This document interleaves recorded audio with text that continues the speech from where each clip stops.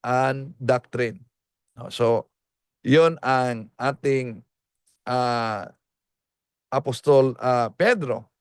So, ang iglesia na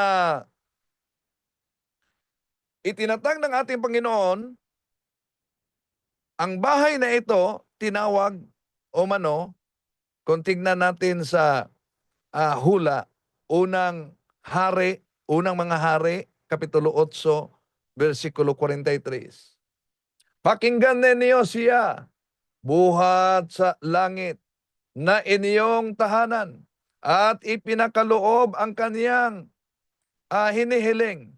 Sa gayon, makakilala ng lahat ng tao buong mundo ang inyong pangalan at sila'y sasamba sa inyo. Tulad ng Israel, malalaman nilang dito sa templong ito na aking itinayo, ang inyong pangalan ay dapat sambahin. So may hula doon sa unang hari, Kapitulo 8, versikulo 43. At tandaan natin, Diyos gumagamit ng dakilang bansa. Dakilang bansa upang maihayag ang kanyang kapangyarihan. Ganoon, sabi niya sa taga-Ehipto noon, di po ba? Sa Exodo Kapitulo 9, versikulo 13 hanggang 16. Tumayo ka sa harap ni Parao at sabihin mo sa kanya, pinatayo kita upang maipakilala ko sa inyo ang aking kapangyarihan. So, gumagamit siya ng dakilang bansa upang ipakilala ang kaniyang kapangyarihan. At kung tingnan natin ang sabi ni San Pablo sa Roma 9:17, itinaas kita upang aking maipahayag sa pamamagitan mo ang aking kapangyarihan at upang ang aking pangalay matanyag sa buong lupa. Sino tinutukoy diyang itinaas kita? Roma Kapitulo 9:17. Walang iba kundi ang bansang Roma na ang sinabi sa Roma Kapitulo 1, City 8, Hepistis, Homon Katangilitay, en huluto kosmo. Ang pananampalataya sa Roma ay nabantog. Dahil mismo ang ating Panginoong Hesus ang nagsabi, Gawa Kapitulo 23, 11, nang sumunod na gabi, lumapit sa kaniya ang Panginoon at sinabi, Pablo, lakasan mo ang inyong loob, sapagkat kung paano ka nagpatotoo patungkol sa akin sa Jerusalem, gayon din ang gawin mo kung nagpatotoo ka sa Roma. Mismo ang ating Panginoong Hesus ang nagsabi. At ano ang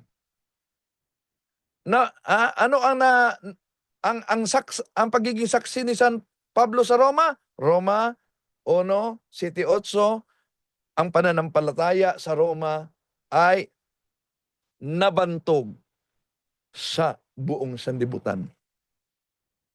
Kaya kung sino mang sikta, example, Iglesia ni Kristong Tatag ni Felix Manalo, Iglesia ng Diyos, Haligi at Suhay ng Katotohanan, members of Church of God International na alias ang dating Daan ni Soriano at iba pa mga iglesia ngayon. Mga kapatid. No? So, wala silang tinatawag na unbroken line of succession maliban lang sa simbahang Katoliko na tatag ng ating Panginoon Jesucristo. Kaya, kung tingnan natin ang palatandaan sa tunay na iglesia, ang tunay na iglesia ay 1 Corinthians chapter 12, verses 12 up to 14. Colossians chapter 1, verse 18. Pangalawang palatandaan, holy. Ephesians chapter 5, verse 25, 27. Romans chapter 1, verse 7. Hepistis, Homon Katangilitay, and Hulo to Cosmo. And ang kanyang simbahan ay Catholic, universal. Acts chapter 9 verse 31, himian on Ecclesia Catholis, tis Judaias kay Galalias kay Samarias erinin ikinin o kumudumine. Ecclesia Catholis. Then apostolic, unbroken line of succession nagmula sa mga apostolis. Episo kapitulo 2 versikulo 19 hanggang 20. Then Romans, dahil ang iglesia nga galing sa Jerusalem, Gawa kapitulo 23:11, sabi ng ating Panginoon Jesucristo, dalhin ni San Pablo sa Roma. Magpatutuo siya sa Roma. At sa Roma, kapitulo 1, 7-8, ang pananampalataya sa Roma ay nabantog sa buong mundo. Walang iba kundi ang One Holy Catholic Apostolic Roman Church, mga kapatid, na idineklara sa Konsilyo Vaticano ng Simbahan 1870, the bishops assembled unanimously decided upon this official name, the One Holy Catholic Apostolic Church. Bahagi yan sa turo ng ating Panginoon Hesus sa Biblia. Feed my sheep, Jeremiah chapter 3 verse 15, I will give you a pastor and he will feed you with knowledge and doctrine. Yun lang po mga mahal na kapatid, at siguro kung may mga katanungan diyan, ating ibigay sa ating mga kasama una diyan sa Lawag Diocese. Okay? May katanungan ba?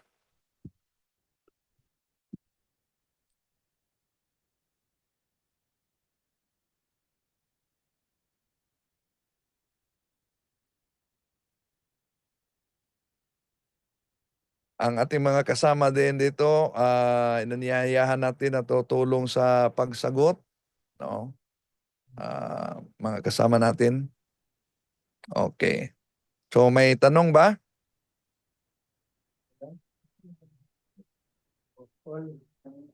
Ay, okay, sige. Meron? Wala. Ay, wala. Wala daw, bro. Wala. Wala. Okay, wala. Okay.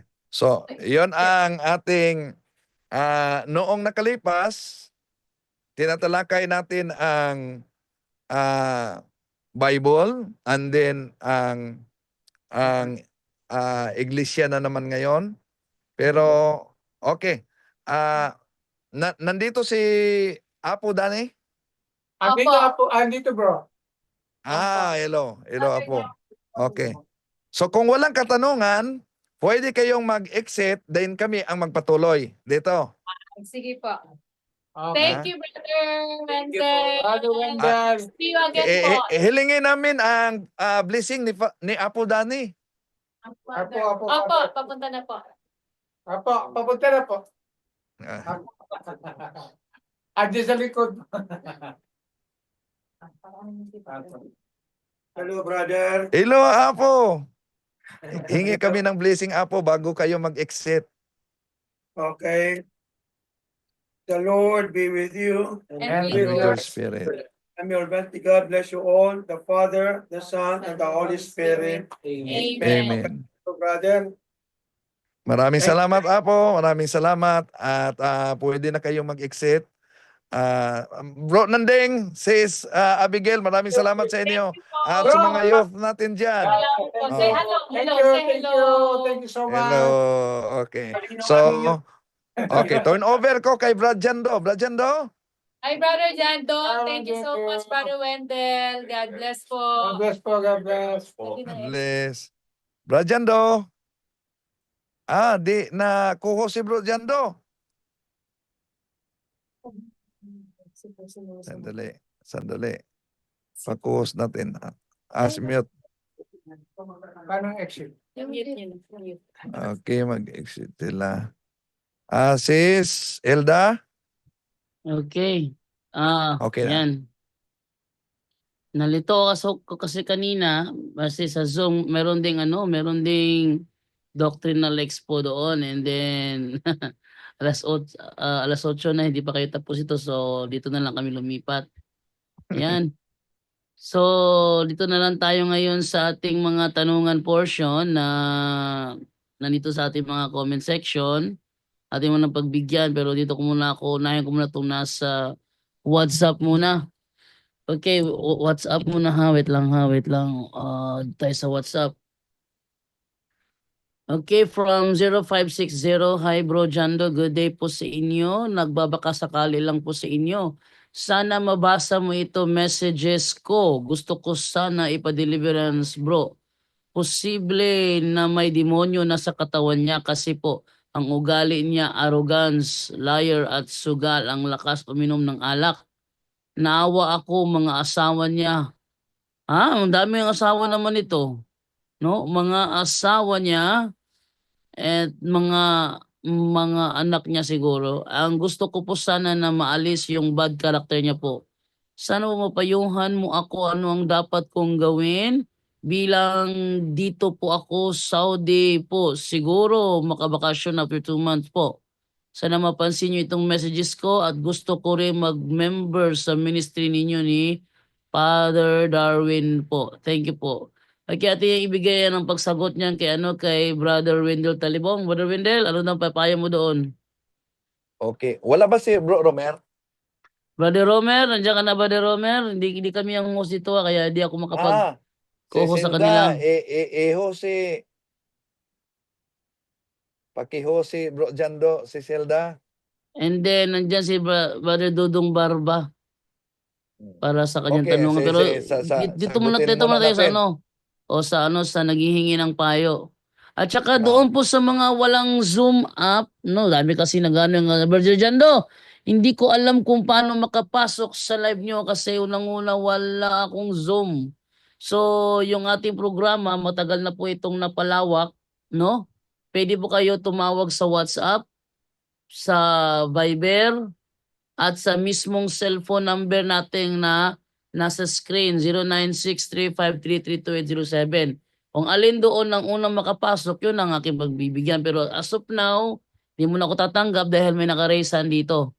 So, Brother Romer, pakisagot mo na yan, Brother Romer. Hindi kita ma-co-host, hindi naman ako ang host dito. Nasa linya ba si Bro Romer? Yes, nandyan siya sa linya. Actually, andyan na siya. Kanina pa kami dito kasi actually nandun kami sa kabila. Wala naman tao doon, kaya lumipat lang kami dito. Andali, hanapin ko muna. Hanapin mo muna. Dahil hindi ako ang host, hindi ako makapag-host. Paano ba gawing co-host? Ito. Unmute na lang, no? Si Bro Romer. Okay, Bro Romer, please unmute. Okay bro, magandang gabi bro Wendell. Yes, magandang At sa gabi. inyong May tanong si Bro Jando. Ayaw po, narinig ko yung sabi niya yung nagbago yung ugali ng ano yung bro, asawa niya? Gusto niya ipa-deliverance. So hindi naman lahat hindi naman lahat na mga bagay na kapag ka nagbago yung ugali, may demonyo na. Kaya nga po, titignan po talaga natin yung ano po talaga, yung background kasi hindi naman po talaga magical yung parang ginagawa natin yung deliverance prayer na para magbago yung isang tao. Hindi man yan pwede. Kasi kahit na kapag ugali na po niya yan, dapat po yung catechism, more on conversion, catechism, yun po ang kinakailangan kasi yung willingness ng tao, yun po ang nakakapagbago sa kanya. Kasi ang daming pumupunta sa office na kinakaladkad lang ng nanay at tatay doon sa office. Pero kapag i-deliverance, may demonyo nga yun ha. Pero pag deliverance, hindi nagre-react. Bakit? Kasi yung mga demonyo nakatago doon sa will nila. Yun ang yung dormancy, nakatutulog lang demonyo. So protected sila sa will. Kaya nga po, kapag mag-surrender yung isang tao, natatanggal at nababaklas yung will, yung protection ng mga demonyo doon sa tao na yon, yung sa pasyente, kaya nagre-react sila. So kapag hindi naman willing yung tao, huwag nating palagkarin, huwag nating pilitin. Idaan po natin yun sa yung sa yung counseling. Kailangan po talaga yan. Meron yan sa mga parokya, yung Family and Life program. Ang dami yan, nasa parokya yan. about sa family, about sa dalhin nyo kung maaari kasi hindi naman po pwede na i-deliverance natin diretso, parang ano po, it's ano po, abuse po yan. Wala po talagang kakahinatnan yan. Baka kung may demonyo man dyan, for example, mariretaliate talaga. Sino ma-retaliate? Ikaw at yung yung deliverance mo. So, more on conversion po talaga yung deliverance. Hindi po yung ghost hunter tayo. Hindi po na sa lahat ng bagay, puro demonyo yung sinisisi natin. Kasi kapag ugali mo yan na hindi mo kinukontrol kasi ginusto mo, hindi ka nagpigil sa sarili mo, wala talaga yan. May naka-attach na mga demonyo yan. Siyempre kasi ang sin po, yung kasalanan po, mabango yan sa mga demonyo. Hindi naman kaagad pumapasok yun. Hindi naman possess kaagad kapag nandun ka sa kasalanan. Hindi yan, nag-a-attach po yan sila. Nag-a-attach, pero mas maganda po, yung advice ko po sa inyo, marami nang nangyari dito, doon sa Bohol na yung mga asawa nila, grabe yung lasinggero, grabe yung sugal, grabe yung yung pagkababaero.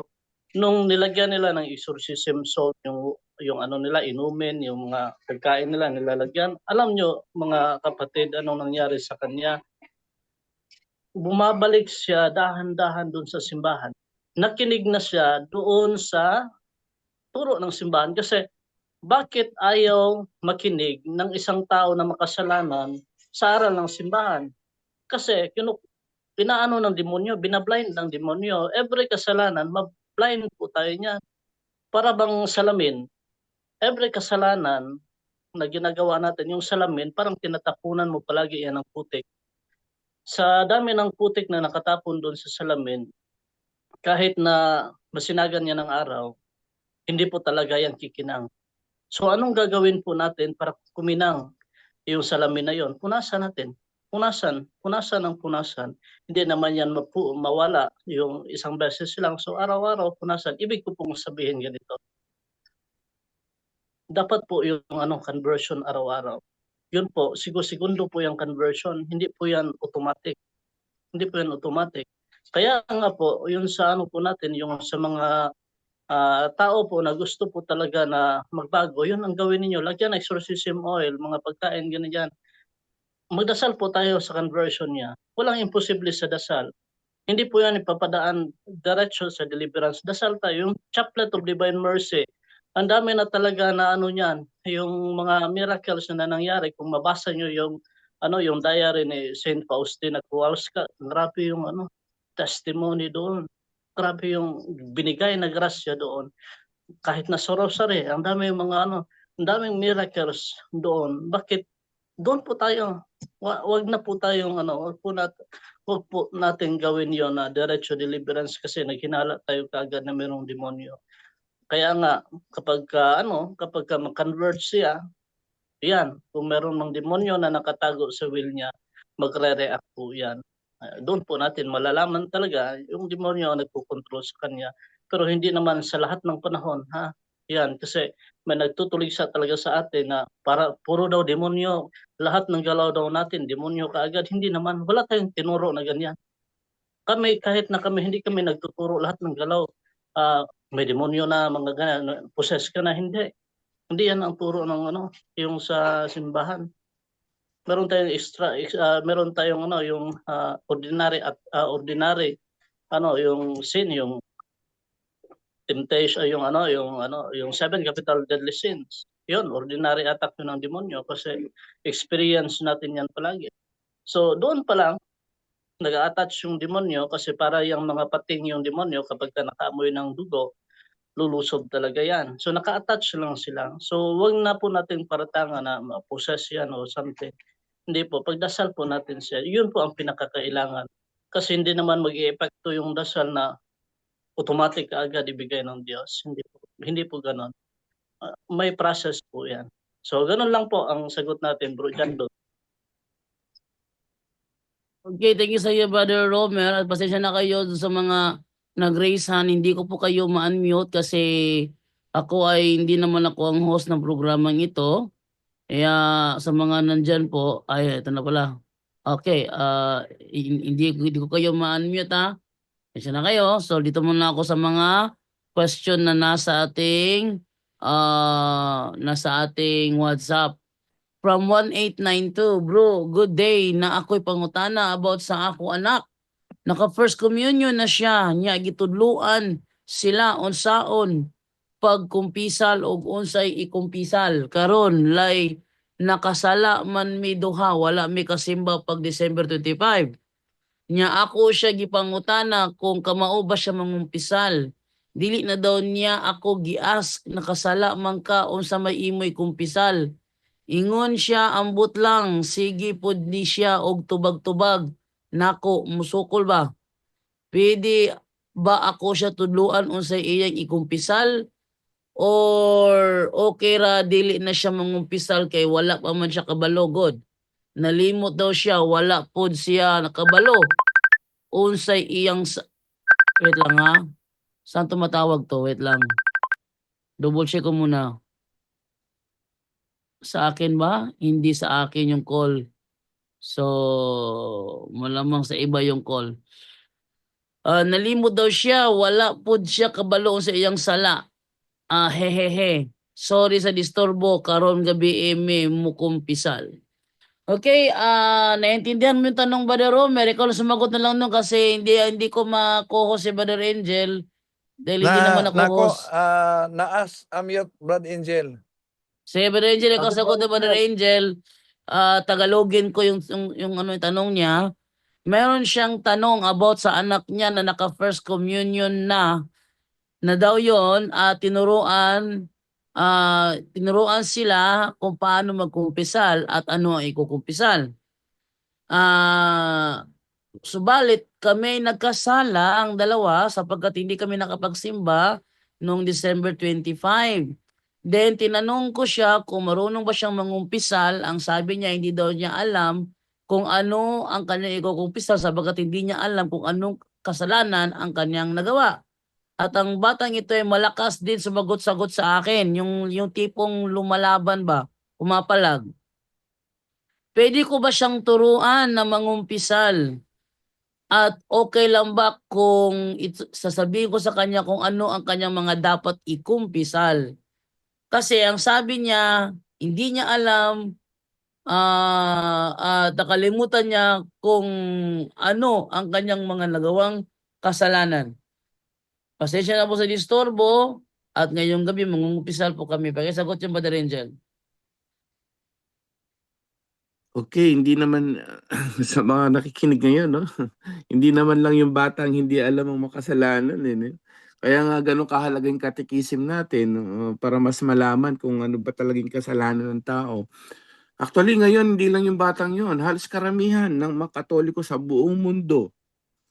Hindi nila alam kung ano ba talagang kasalanan. Imagine niyo po imagine niyo pati nga yung pagsisimba, yan yung bata ang alam niya kasi yung hindi pagsisimba hindi niya alam kung ano kasalanan ba yon. No? Isa yon at hindi lang naman yun sa buong mundo. Ang daming kapag gusto magsimba, doon lang magsimba. Pag ayaw. Hindi nila alam yung ano doon, yung grave matters doon, yung grave sin doon, no? Na malaking kasalanan yun. Although sa simbahan natin kapag hindi mo pa alam, medyo mababa pa yun, pero still a sin. Kasalanan pa rin yan. No? At paano ba magiging mortal sin yan? Kapag grave matters na, may nangyayaring hindi maganda, may naapektuhan na tao, naapektuhan na ng kaluluwa mo, spiritual mo. So, madalas mo nang ginagawa yan, pwede maging mortal sin yan. Tapos, ang mahirap pa, pag may full knowledge ka, at na ginawa mo yan, doon po talaga laging maging mortal sin, no? So, but still, there is a grave matters kapag madalas ka hindi magsimba din. So, ang tanong, hindi niya alam, no? So kung di pa niya alam during that time, hindi pa ganun kabigat yon, sister, no? Kung nakikinig siya ngayon, hindi pa ganun kabigat. Ang tanong, pwede bang turuan? Yes. Kaya actually yan po yung no? Yan yung batas ng simbahan talaga at ng Biblia mismo. No, Efeso 6 nga bro, Jando, ano ba talaga obligasyon ng hindi lang doon sa ituro mo yung katikisim sa bata, biblically talaga ang may obligasyon po sa mga nakikinig ngayon, no? May obligasyon po yung mga magulang na ituro talagang aral ng Panginoon. Of course, kasama na yung church teachings yun. Efeso 6 nga, Bro Jando, 6:4. Mga magulang, huwag ninyong Mm. ibuyo sa paghihimagsik laban sa inyo ang inyong mga anak. Sa halip, palakihin niyo sila ayon sa disiplina at aral ng Panginoon. I-pause mo dyan, bro. Pansinin niyo yung talata. Intindihin natin mabuti. Mga magulang, huwag niyong ibo yung paghihimagsik laban sa inyo, yung mga anak. Anong ibig sabihin laban sa inyo? Huwag niyong ituro yung paghihimagsik. Napakagandang pagnilayan to. Kasi madalas, ang ginagawa ng mga magulang, di ba? Minumura, pinagagalitan, sinisigawan, nilalait. Hanggang ganun siya. So hanggang sa ano yung bata? No, maghihimagsik yung bata. Hindi ganun. Ano sabi ng Biblia po sa atin? Ang Diyos yan. Pag galing sa Biblia, galing sa Diyos yan. Pag galing sa mga apostol, galing sa Diyos yan. Ano sabi ng Diyos sa atin lahat sa Biblia? Palakihin niyo sila ayon sa disiplina at aral ng Panginoon. Hindi ayon sa sarili mo lang. Kasi may mga magulang, kung ito yung gusto ko, no? Yun ang ginagawa nila eh. Pag mumurahin kita, ano yung kita dahil anak kita. Yun, no? Hindi po ganoon. So may proseso talaga at may pansinin niyo yung talatang yan. Mayroon tamang dapat gawin. Kaya nga ang tawag sa simbahan no, ang family is the first is a domestic church. Yan ang unang simbahan, no, yung pamilya dapat.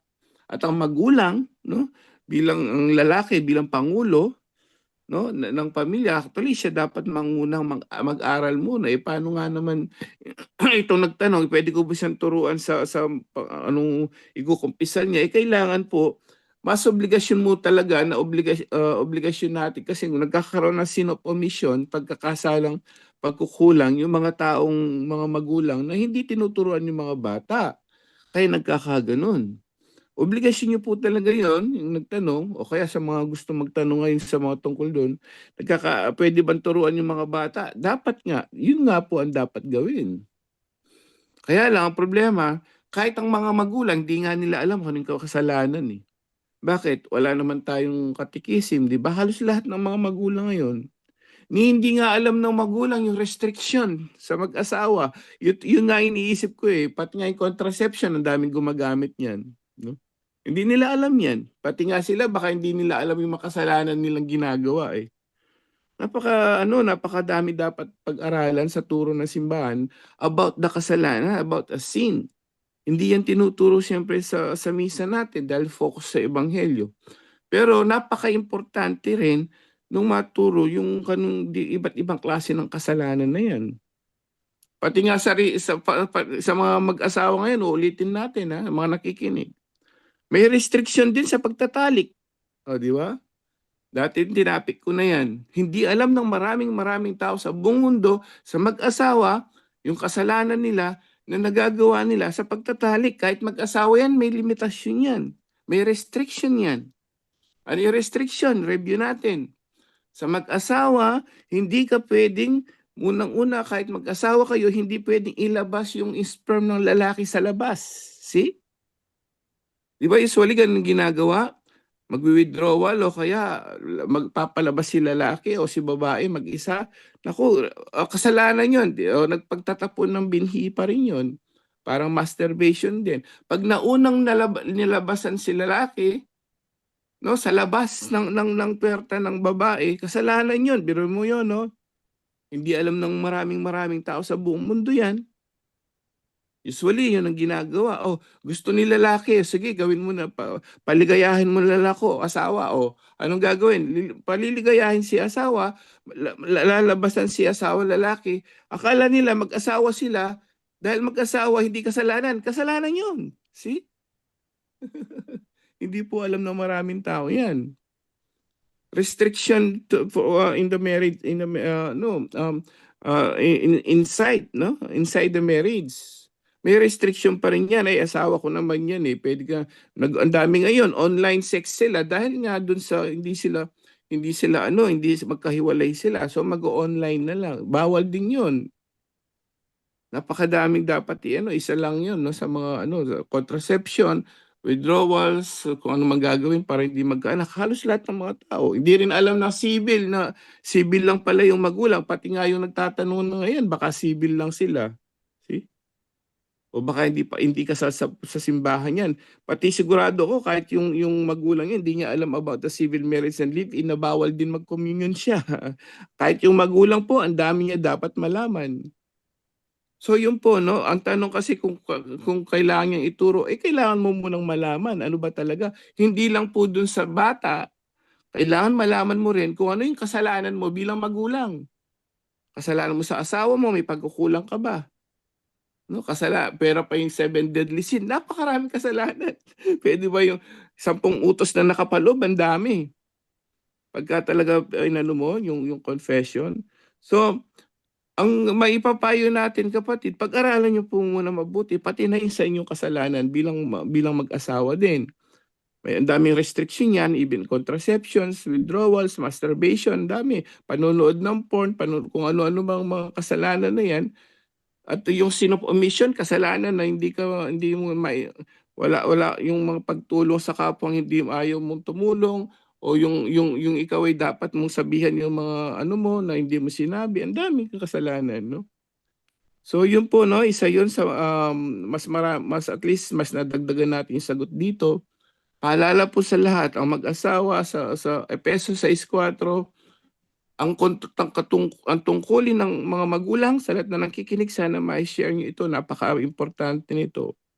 Maliwanag, palakihin sila sa tuntunin at aral ng Panginoon. Yun po, Bro Jando. Okay, thank you sa iyo, Brother Angel Santos. And then, tingnan natin dito. Ito naman tayo ngayon sa next naman tanong naman from Manolito Ginitaran. Sabi niya, mangutan ako, Bro JD. Tanong ko, Bro JD, anong paliwanag natin sa sinasabi ng mga protestante? Sabi ito siya, pure sulpot eh. Ito nakalagay dito eh, no? Sa mga sulpot na si Kristo, maraming kapatid sa laman. Mateo 13:53 to 56. At po ipasagot ito kay Brother Junre. Nandiyan si Brother Junre? Brother Junre!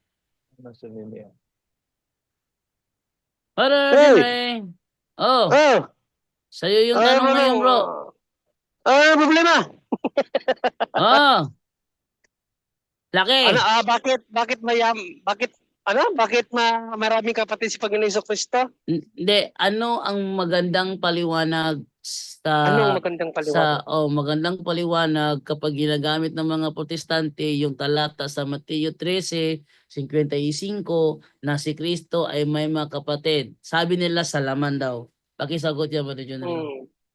Well, yan ang problema pag i-ano natin yan, iliteral natin na sa laman yung tinatawag ng mga kapatid. Kasi kung iliteral talaga natin, kawawa ang inang Birheng Maria. Basahin muna natin ang 15:6, Barjando ng unang Korinto. Unang Korinto 15:6, ito ating mababasa. Pagkatapos nagpakita siya sa mahigit na 500 kapatid na nagkakatipon. Marami sa kanila ay buhay pa hanggang ngayon. Subalit patay na ang ilan. Kung ililiteral natin kapatid, yung nababasa natin na kapatid ni Kristo na nababasa natin sa Bible, lalabas ang dami niyang kapatid. Kawawa ang inang Birheng Maria. Isipin mo ba, Rejando, 500? Kakayanin ba ng tao yung 500 kapatid, Rejando? Hirap na nga sa sa 15. Sa isa nga lang eh. Di ba, kawawa na nga babae sa isa na gaano na nga ang mga ina natin, mga nanay natin sa isang anak lang. How much more yung 15? So yung sinasabi nila na literal na laman ang kapatid na nababasa dyan sa Mateo 15 at sa Marcos 3 ay kawawa ang ating inang Birheng Maria. 500 ang pinakitaan ni Kristo. So ibig ba sabihin 500 ang kapatid ni Kristo? So hindi literal yon, no? Una-una, balikan natin ang tradisyon ng mga Hudyo. Biblically speaking, lahat ng mga Hudyo magkakapatid yan. Magkakapatid sila bilang isang bansa. No, basahin muna natin Brother Jando ang Matthew 9, Matthew 23:9, Brother Jando. Okay. Sabi, huwag ninyong tawaging ama ang sino man tao sa lupa, sapagkat iisa ang inyong ama, ang ama na nasa langit. Sa 8. Ngunit huwag kayong patawag na guro, sapagkat iisa ang inyong guro at kayong lahat ay magkakapatid. Silang lahat ay magkakapatid. So bilang isang Hudiyo, magkakapatid talaga ang tawagan nila. Either tiyuhin man yan, cousin man yan, lahat sila ay magkakapatid. Bilang isang nation. Yan po ang palagi nating tandaan. Kaya mababasa mo dyan sa Bible, kapatid ni Jesus, kapatid ni Jesus, kapatid. Kasi yan ang tawagan talaga nila. Kapag isang Hudiyo, magkakapatid sila sa lahi. Not necessarily biological brother or sister. Hindi po ganun ang understanding ng Bible. Dahil mayroong cultural context ang Bible. Kailangan natin makita ano yung context. Ngayon, si Inang Bering Maria ba ay nanganak talaga ng marami? So tingnan natin ang hula. No? Tingnan natin ang hula kung talaga bang marami ang anak ni Inang Bering Maria o bugtong lang ang anak na sinabi sa hula. Basahin natin ang Brother Jando, 12 ng Zachariah. 12 Jess? Ng Zachariah. Okay, Zacarias. Sama yung Zacarias. Ito, Zacarias, 12 Jess.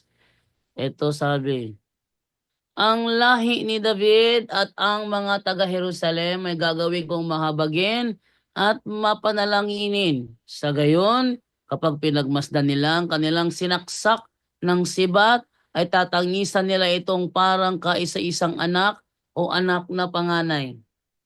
Isa-isang anak yung sisibatin Brother Jando or marami? Marami siyang sisibatin. Hindi, siya yung sinibat sa tagiliran sa Panginoong Jesucristo yan. Sinibat yan sa cross. Sabi kasi dito, pinagmasdan nila ang kanilang sinaksak ng sibat. Kanila, di pala. Marami yan, ang sasaksak. Marami ang sasaksak. Si Panginoong Jesucristo yan sa Yan nga, marami ang sa marami ang 19 sumaksak. John 19:34 or 36 yata yun na. So, kung babasahin natin ang konteksto, nag-iisang anak siya na panganay Brother Jando o mayroon siyang kapatid ayon sa hula? Isang anak. Isang anak lang siya.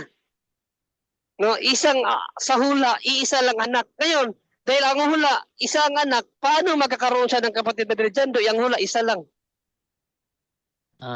Yan ang problema nila. Yan ang problema nila. Yan ang patunayan nila. Kasi yung claim nila na kapatid sa laman, napatunayan natin yun na hindi yung kapatid sa laman. Bakit? Kung ililiteral natin yun, ang daming anak ni Inang Birheng Maria, 500. No?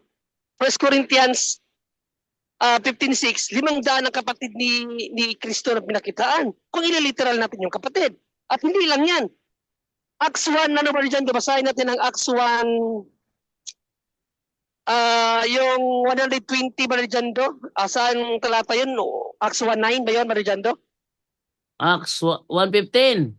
1:15, Acts 1:15, basahin mo. Makalipas ang ilang araw na nakakatipo ng may 120 mga kapatid. Question, ilan lahat ang kapatid ni Kristo? 120 or 500 Brother Jando? Alin ang tunay? Parehong tunay yun. Kung hindi, kapatid sa laman ba? Kung kung susundan natin ang argumento nila na kapatid sa laman yon. So ilan talaga ang kapatid ni Kristo sa laman? 120 or 500? Alin sa dalawa? Sila makakasagot niyan. So dilemma. Dilemma. So yung pahayag nila na ang nababasa ng kapatid sa Bible is kapatid sa laman, hindi po. Hindi yan kapatid sa laman. Dahil sabi nga ni Panginoong Jesucristo, lahat sila bilang Hudiyo, magkakapatid sila. 23:8 ng Mateo, lahat sila magkakapatid. Ngayon, basahin natin yung pinaka-argument nila Brother Jando sa Matthew 15:33 or sa ano na lang, Mark 3:6, parehas lang naman ang konteksto niyan. Mark 3:6. Mark 3:6. Okay, Oo. so ating basahin yan sa Mark 3:6. Eto. Umalis ang mga Pariseo at agad nagipagsabuatan sa mga tagasunod ni Herodes upang maipapatay si Jesus. Oh, hindi, Mark 6:3 pala, baliktad. Sorry. Baliktad pala yun. Okay. Oo. 6:3. Hindi ba ito ang karpenterong anak ni Maria at kapatid ni na Santiago, Jose, Judas at Simon? Taga rito rin ba ang kanyang mga kapatid na babae? Hindi ba kaya hindi sila naniniwala sa kanya? Mm. Yan. So sinong binanggit doon na apat na karakter? Simon, Si Santiago, Simon, Santiago, si Jose, Jose, Judas. Judas. So sino ba talaga ang magulang ng mga ito? Yung apat na yan. O si Marcos, sino pa pasabihin natin? Sino ang magulang niyan? Marcos 15:40. Okay, Marcos 15:40. Okay, no, sabi sa 15:40, naroon din ang ilang babaeng nakatanaw mula sa malayo. Kabilang sa kanila si Maria Magdalena, si Salome at si Maria na ina ng nakababatang si Santiago at ni Jose. Mm. Sinong ina? Ina ni Maria. Oh. Oh. Di si Maria nga na Mother Mary, no. Dahil ang Maria na yan na sinasabi, Maria na asawa ni Cleopas. Pinsan ni Inang Bereng Maria. 19:25-26 wala dyan doon ng Juan. Ano yun, bro? 19:25-26 ng Juan. 19:25-26. Ito naman sabi, nakatayo sa tabi ng krus ni Jesus ang kanyang ina at ang kapatid nitong babae, si Maria na asawa ni Cleopas at si Maria na Magdalena. Ayun. Maria na asawa na Cleopas. Ang asawa ni Inang Bering Maria na ina ni Jesus Jose. So yung Maria na asawa ni Cleopas na ina nung Santiago at ni Juan ay hindi si Inang Bering Maria kundi ang pinsan ni Inang Bering Maria na Maria din ang pangalan ng asawa ay si Cleopas. So yan po talaga ang pahayag ng Bible. Hindi yan hindi ina hindi nila ina si Inang Bering Maria na ina ni Jesus. Ito isa sa ilagay niyo mga kapatid sa isip niyo. Walang sinabi sa Bible na yung mga kapatid na yon ang ina ay si ina ni Jesus. Walang sinabing ganon. Ina ni Jesus, wala pong sinabing ganon. Ang isa pa dyan, si Santiago, di ba ba dyan do? May Santiago pa na binanggit. Si Santiago ba, kapatid ni Jesus? Basahin natin ang Santiago 1:1 ba dyan do? Okay, Santiago 1:1. Ito naman sabi, mula kay Santiago, lingkod ng Diyos at ng Panginoong Jesucristo, ipinapaabot ko ang aking pagbati sa lahat ng mga hinirang ng Diyos na nagipapamayan sa iba't ibang bansa. Ano si Santiago? Kapatid ni Jesus o lingkod ni Jesus? Lingkod. Lingkod ni Jesus si Santiago. Hindi niya Bro kapatid. Junry, Yes. idagdag ko din dyan, mga apostol yan tawag din yan kapatid. 28:9 Bro Jando, ang tawag sa mga apostol ni ang ating Panginoon Kristo, pero mga lingkod lang yun, apostol lang yun. Matthew 28:9-10 bro. Ito yung nagresurrecta siya.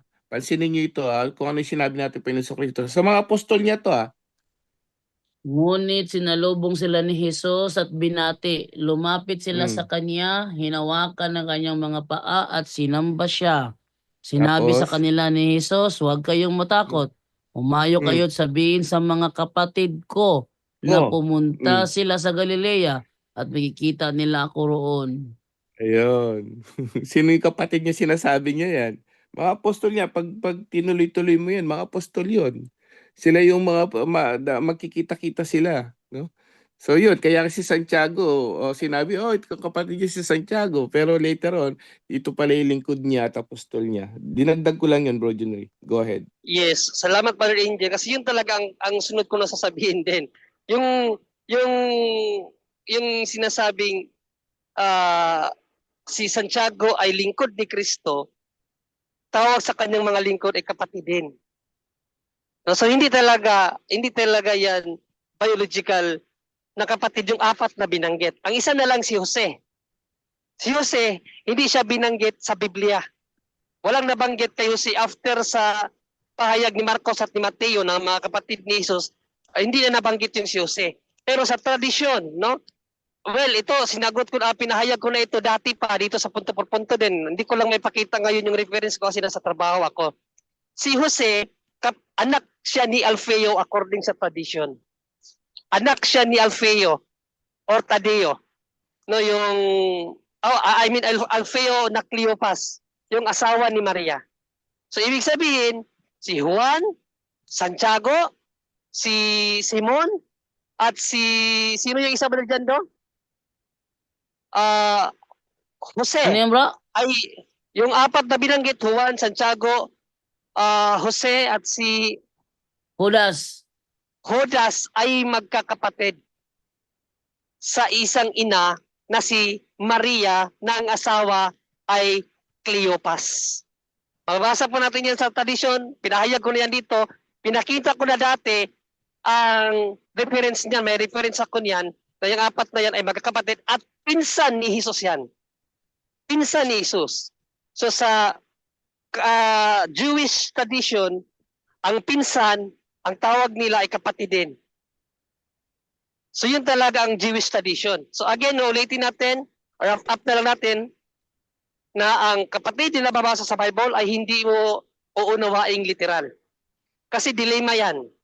Mayroong 120 kapatid si Jesus, sa Korinto naman 500. So ilan talaga ang kanyang kapatid kung talagang literal yan? At kawawa ang inang Bireng Maria na anak ng 500 kapatid ni Jesus. So hindi yan literal.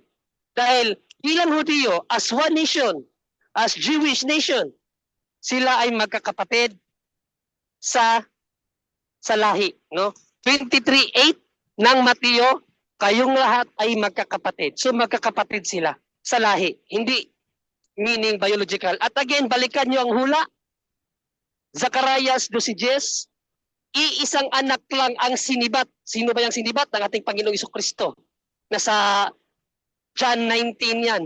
John 19, I think, nasa around 34, 36 or something 40 na verse. No, na sinibat si Jesus sa tagiliran. So siya, nag-iisang anak siya, ayon sa hula. So hindi po natin pwedeng sabihin na nag-iba na yung hula. Naging 4 na pala yung anak ni Maria. No? So malinaw na sa pahayag ni Marcos, ang kapatid na sinasabi sa Matthew 15 at Mark 6:3, ang kanilang ina ay si Maria. Pero hindi si Maria na asawa ni Jose. Maria na asawa ni Cleopas, John 19:25, 26. Yan ba rin dyan do? Maraming salamat. Bro Junry, dyan ako nabudol Yes. ni Eli Soriano. Bakit? Nung narinig ko kay Eli Soriano yan, di ba sa Catholic Charismatic, nagpe-preach na ako doon, Bible preacher ako doon. So, ginawa ko naisama ko ba naman yan? Sabi ko, may kapatid sabi ko gano'n. Pinagalitan ako ng elder namin. So, dahil nga doon sa mga turo ng mga, alam naman, yung mga nagbasa lang ng Biblia, tulad ni Eli Soriano, no? So, akala niya, dahil memorize niya yung Biblia, akala niya naunawaan na niya. So, nangyari, na ano ko doon, muntik na akong ma-scam doon. Napaya, although, konti lang yung, yung mga sisters namin, doon, nung nag-Bible preacher ako. Tapos, nabagit ko talaga yun, sinabi ko, may kapatid pala. Muntik na. So, yun nga, pagka nakapag-aral ka talaga, no, sa tunay na turo ng simbahan, marirealize nyo yung konteksto niyan. Ang konteksto niyan, mga kababayan niya, kamag-anak niya, tawag sa kanila po kapatid, no? Apostoles, kahit naman sa atin na kababayan, mga kababayan natin. Tayo dito, Brother Angel, mga kapatid tayo dito, mga bro. Brad, sis, sister, di ba? Ganun din. Hindi mo naman kaano-ano Oo. yun, tinatawag mo sister eh. No? Hindi mo kaano-ano, tinatawag mo brother. Kahit kababayan. Ganun din sila doon. Mas ano sila doon, pati ka mag-anak. Ang tawag doon sa ano nila, Adelphos, sa Grego. No, lahat yun tinatawag na Adelphos yun. Kahit mayroon nga talata sa Biblia kahit sa Old Testament, pamangkin. Tinatawag kapatid niya. Tito, uncle, kapatid talaga 'yon. Part of their traditions, no, sa ang mga Grego, ganun sila magkatawagan. Mga kamag-anak, kapatid pa rin, no? So ang mahirapan diyan, tanungin mo siya, bakit nung nakapako sa krus ang ating Panginoon Kristo, nasaan yung mga kapatid niya? 'Di ba? Bakit hinabili ng ating Panginoon Kristo kay San Juan lang, kay Apostol Juan lang? Ba't hindi niya hinabilin sa mga kapatid niya pang iba? Diba Correct. sabi Isa nga, pa yan, ito, isa pa yan. di ba, ina, ito yung anak, ito yung ina. Imagine niyo hinabili na at sa dami ng kapatid na yun, ba't wala ni isa dun nung nakapako sa krus ng ating Panginoon Kristo, ba't sinanay lang? Ba't nag-iisang apostol lang? Para sa mga At kapatid niya, alam mo ba, alam. Brother Angel, alam mo ba na sa aral ni San Pablo, kalapastangan sa Diyos na iwan ang ina sa ibang tao. Yes, at saka kahit naman hindi din Kalapastangan. sa dami Ano nun, wala man lang ni ano ang isa point, na Brother nakatuwang Angel, niya. patapusin mo na ako saglit ha. Ano ang point ko nang sinabi ni St. Paul na kalapastangan sa Diyos ang iwan ang ina sa ibang tao? Ano ang point diyan? Anong connection? Lumabag si Panginoong Kristo sa batas niya mismo bilang Diyos.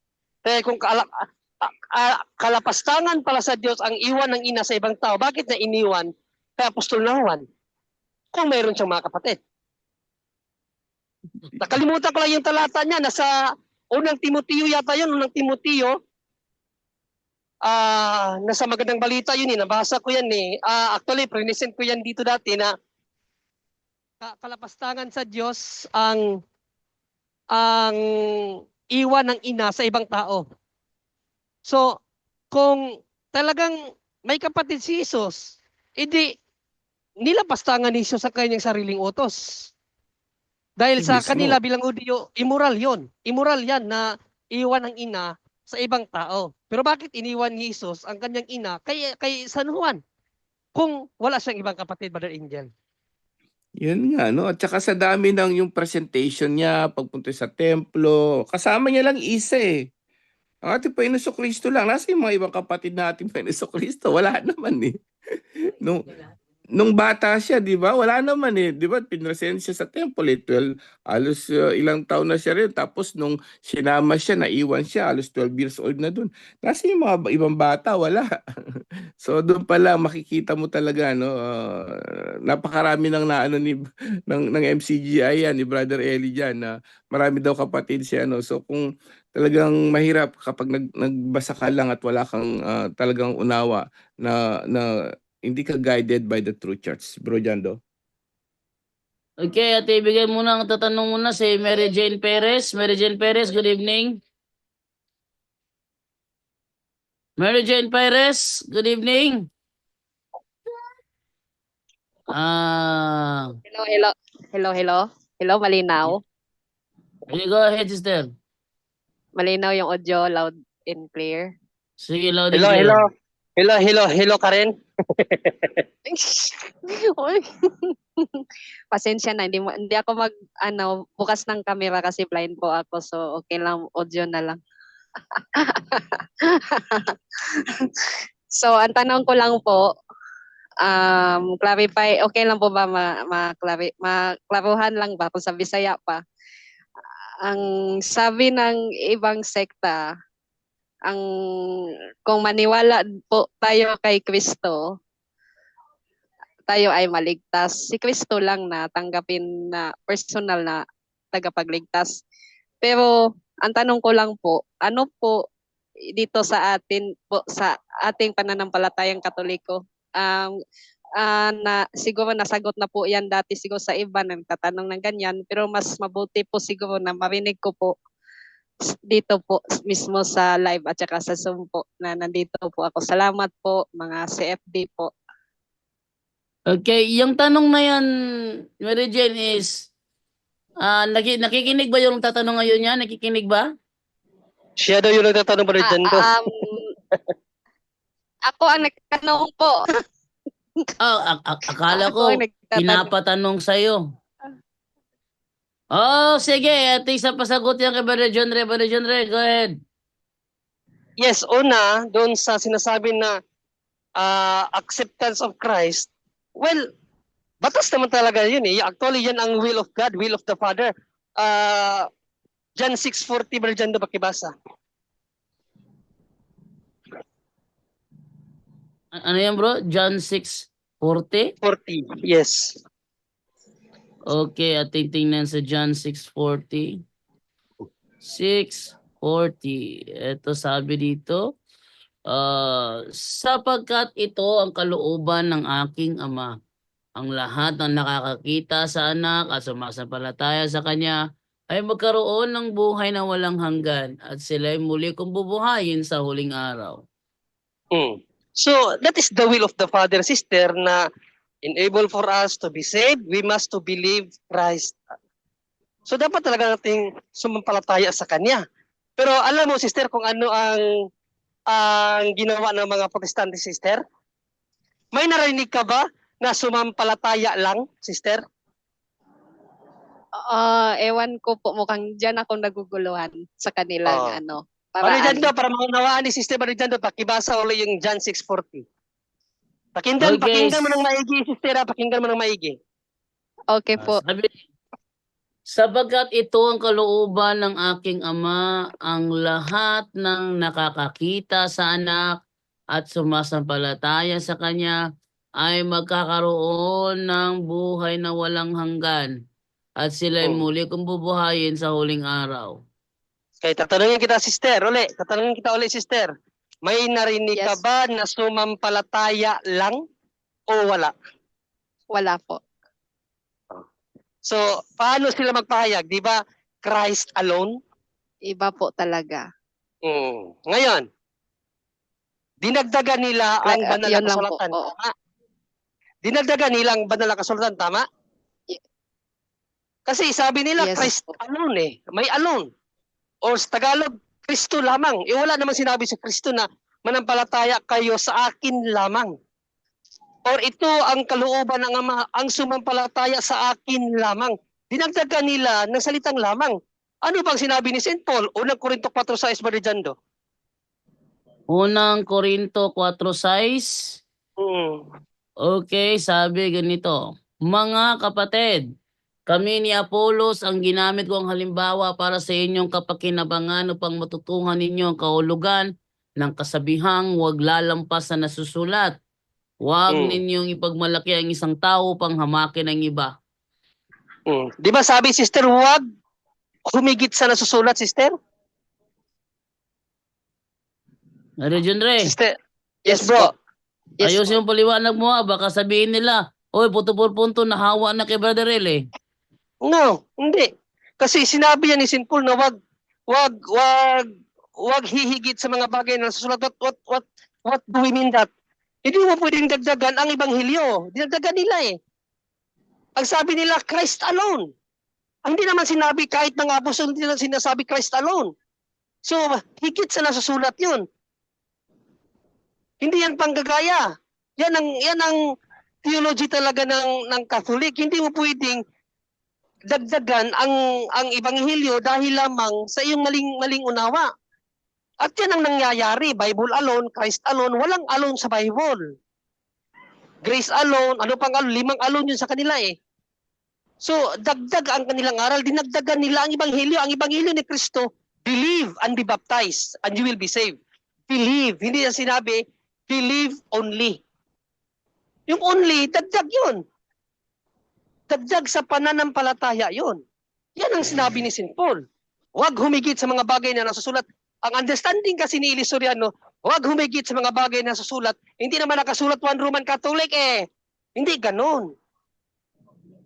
Dahil ang point ni St. Paul dyan, yung ebanghelyo, hindi ang letra. Hindi ang letra. 2 Corinto 3:6, Brother Jando. Hindi kasi sila marunong mag-contextualize ng talata. 2 Corinto 3:6.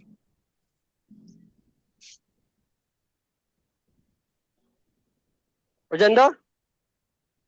Binigyan niya kami ng kakayahang maging lingkod ng bagong tipan.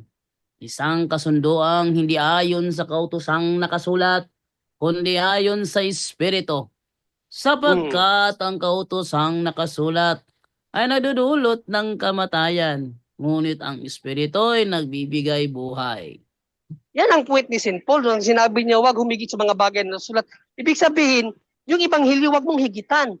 Katulad ng alamang yan, manampalataya kay Kristo. Pero sa kanila, manampalataya kay Kristo lamang. So, hindi na nila pananampalataya ng church. Yan ang dagdag. Ang point ni St. Paul na huwag humigit sa mga bagay na nasusulat, yung Ebanghelyo, hindi ang litra. Kasi ang litra nakakamatay. Yung saan mababasa na one Roman, one Holy Catholic Apostolic Church, saan mababasa. Hindi naman yan ang point ni St. Paul dyan. Yan ang kay Eli Soriano na paliwanag. Pero hindi yan ang paliwanag ng Bible. Huwag higit sa bagay na nasusulat.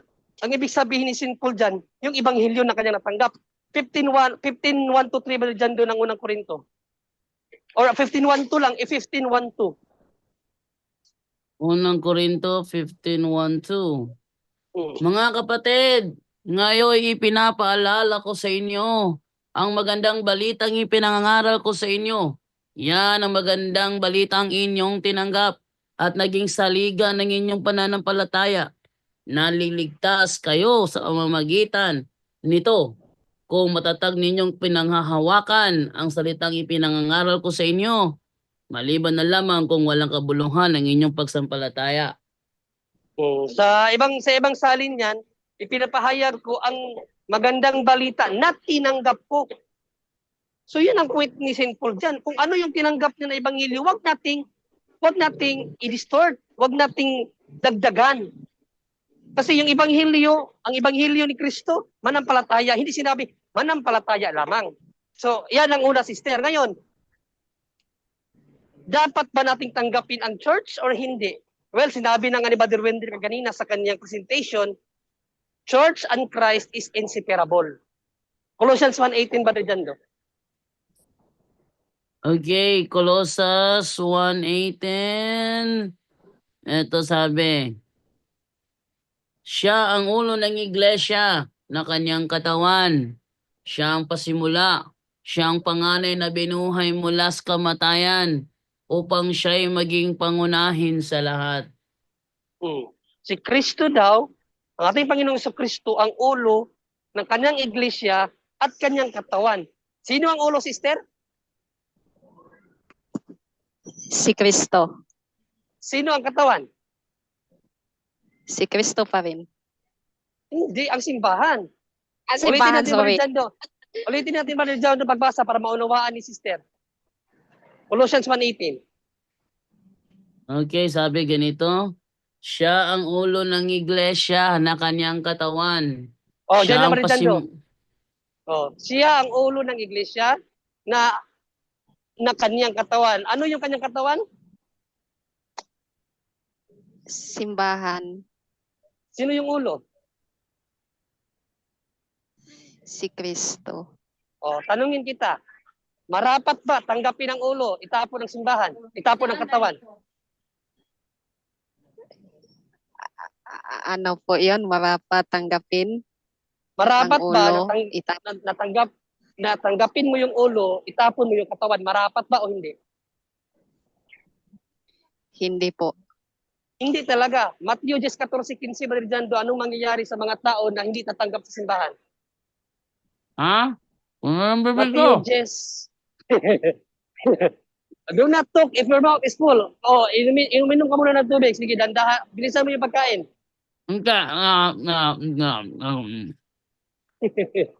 Matthew 10:14. Oh, Matthew 10:14. Mateo 10:14-15. Oh, anong mangyayari sa mga tao na hindi tatanggap sa kanyang simbahan? Sabi ganito, at kung ayaw kayong tanggapin o pakinggan sa isang tahanan o bayan, umalis kayo roon at ipagpag ninyo ang alikabok sa inyong mga paa. Kita mo, sister? Anong mangyayari kapag hindi tanggapin ang kanyang simbahan? Sa 15, basahin sa 15. Okay, Ginse. Tandaan ninyo, sa araw ng paghuhukom ay higit na mabigat ang parusang igagawad sa mga mamamayan ng bayang yon kaysa sa parusang dinanas ng mga taga-Sodoma at taga-Gomora.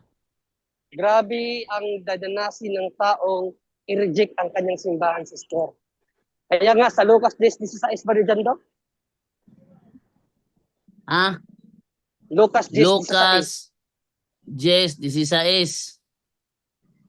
Sinabi ni Jesus sa kanyang mga alagad, ang nakikinig sa inyo ay sa akin nakikinig. Ang nagtatakwil sa inyo ay nagtatakwil sa akin. At ang nagtatakwil sa akin ay nagtatakwil sa nagsugo sa akin. Yung sinasabi niya dyan, sister, na ang nakikinig sa inyo, yung inyo, sino yung sister? Mga alagad, apostol, Ano yung kanyang mga alagad? iglesia. Ang iglesia. Anong sabi niya doon? Ang sino man ang makikinig sa iglesia, anong mangyayari, sister, makikinig sa iglesia? Nakikinig sa kanya. Nakikinig sa Diyos. Ngunit ang ayaw makinig sa iglesia, anong sinabi? Hindi nakikinig sa kanya. Hindi nakikinig sa kanya. Ayun, tanongin kita ulit, sister. Marapat ba na si Kristo lang ang tanggapin, itapon ng iglesia? Hindi Ay, po. mali. Hindi. Bakit? Ay, mali. Ay, Efesios 5:20. mali. Ay, Tama, pasensya tama. na. Hindi, tama. Mali Tama nga. Tama na. Ano ba yung sagot ng dyan? Mali. Mali. Mali na itakwil ang iglesia. Mali. Tanong mo kasi, Mali ang tama ba na itakwil? itakwil ang Mali. iglesia? Hindi mali. Sige na. Mali itakwil. Nalito si John Ray. Nalito ako. Tama ba na itakwil ang iglesia? Kristo lang ang Mali. Mali. Bakit? 5:23 ng Efeso. Epeso 5:23. Sabi naman ganito, sapagkat ang lalaki ang ulo ng kanyang asawa, tulad ni Kristo na siyang ulo ng iglesia na kanyang katawan, at siya ang tagapagligtas nito. Sino ang Parang tagapagligtas ng INC kanyang- nagbabasa ba? Sino ang tagapagligtas ng inyong katawan, sister? Si Kristo, Ano yung katawan? iglesia. Kaya huwag Iglesia. kang maniwala, sister, sa Christ alone. Walang aral ang Biblia, ang apostol, ni ang Panginoon sa Kristo, manampalataya kayo sa akin lamang. Walang ganung aral. Pagkos ang aral niya, involved palagi ang iglesia. Ang hindi makinig sa inyo, hindi nakinig sa akin. Ang ayaw tumanggap sa inyo, grabe ang kanilang parusa ng tanggapin sa paghuhukom. Yun lang, sister. Maraming salamat pa rin. Okay po, Lord. salamat po talaga sa lahat po, lalo na po Brother John Ray, yung lagi po natawa ako sa iyo, Bro John Ray. Bakit? At kay Mukha ba Bro akong Jando clown? po. Mukha ba Ha? akong clown? Mukha ba akong clown? Hindi naman po. Hindi. Parang natawa lang ako kaya sabi ko hello loud and clear ba tapos tinugtungan mo ano. Brother John Ray. Hilo ka din. Brother John Ray, para kang si Ah. Baggy. Para kang si Sino yun? Baggy. Sino yun? Ay, di mo kilala si Baggy? Hindi, sino man? Si Baggy, siya yung yung kalaban na naging kaibigan ni Luffy, Monkey ni Luffy. Yung King Monkey. Hindi ko nakita. Hello po. Pwede po ako babati muna bago ako aalis sa Zoom. Oh, sure. Bate muna, bate. Okay po. Binabati ko po ang mga kaibigan ko po na always nakikinig sa punto por punto po, yung mga kasamaan ko pong blind po dyan na si Bro Noriel Mantos nasa Cebu, si Bro Jobert Antipuesto, si Charis Ann Baharia, si Mary Welyn Dinopol, si Ken Sisidon, at si Erwin Taradel po na laging nakikinig, at si Remuel Medina po, at sa lahat-lahat na lang po na hindi ko na kayo may isa-isa, lalo na kay Francis Castor po na sa Bayugan, at sa lahat po ng mga CFD po nandito sa Zoom, si Bro Wendell, Si Bro John Ray po, hi po. Thank you po sa pagsagot sa tanong ko. Hi Bro Jando po, thank you po sa pag-entertain. Kay Cecilda po. At saka kay Sis Carol, at saka kay Sis Lisel. At sa lahat na lang po, alam po ako. Susunod naman ulit. Thank you po sa pag-entertain po kahit ganito po ako. Kahit hindi ko po kayo makikita, pero maririnig ko naman po kayo sa pamamagitan ng audio po. God bless us all po. I love you all. Ingat po kayo lagi. Bye-bye po. Okay, bye-bye sa'yo, Sister Mary Jane. This meeting is being transcribed for AI Companion. Ano to? Hindi ko alam to Okay, thank you sa'yo, Sister Mary Jane. Ito naman ako ngayon kay Dudong Barba. Dudong Barba, good evening! Good evening mga bro. Mga kapuntok. Grabe! Yan! Gising na gising! Idol kong mga gwapo. Kagaya ko. Ay! Narinig niyo yun ha? Gwapo ako, huwag kayong magreklamo.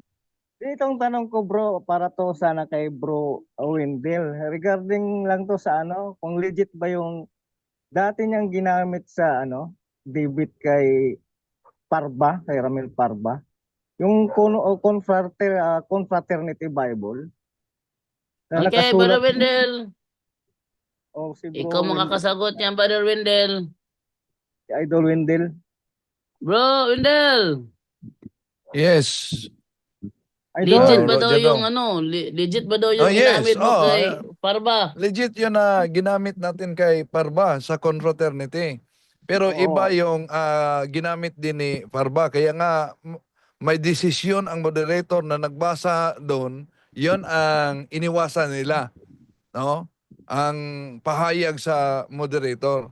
Konting na natin, may confraternity version nga na hindi kasali din sa nasa footnote lang yung Leviticus na one Holy Catholic Apostolic. No? Pero sa ibang confraternity, di yan natin makita. Sa ibang confraternity. Iba't ibang version kasi. Meron ding confraternity na mabasa natin sa Daniel 2:44 na the kingdom of God, which is the Catholic Church, that cannot be destroyed. Sa ibang confraternity, di yan mabasa. No? Wala yan sa ibang confraternity. Kaya kung wala yan sa iba, di ibig sabihin hindi nag-exist sa naturang confraternity. Kaya kung mapansin niyo, ginamit din natin ang iba't ibang mga salin ngayon na Protestant para praise, at kahit yung tinatawag, although di pa ginamit sa debate yan, yung King James Version 1611 na may babasang Catholic, hindi ibig sabihin na ang pananampalataya sa simbahang Katoliko ay sola scriptura na dapat mabasa sa Biblia. Pero ginamit natin ang iba't ibang mga salin dahil yun ang gusto nilang makita talaga na patunayan kung may mabasa ba. Yun po. Copy. Pero At bro, saka bro, Dudong Barba, oo. sabihin mo na lang sa kanila, na ano bang pinuputok-putok ninyo ayon sa inyong mga pasugo, ang Iglesia Katolika sa pasimula ay siyang Iglesia ni Kristo. Ba't kayo nagrereklamo? Marami din akong kopya doon sa mga yung sa mga pasugo nila na nagpapatunay na Catholic Church founded by Christ. Ang gusto ko lang sana talagang makita yung confraternity ni Bro Wendell para may screenshot. wala na bang kopya si Brother Wendell, no? Yung Bible na yun? Bro Wendell. Bro, Jando, Wala ba? meron ka dyan? Meron akong kopya nun. Sige, pakita mo. Pero bago ko pakita yung kopya ni Brother Wendell, ipakita natin kung ano yung tunay na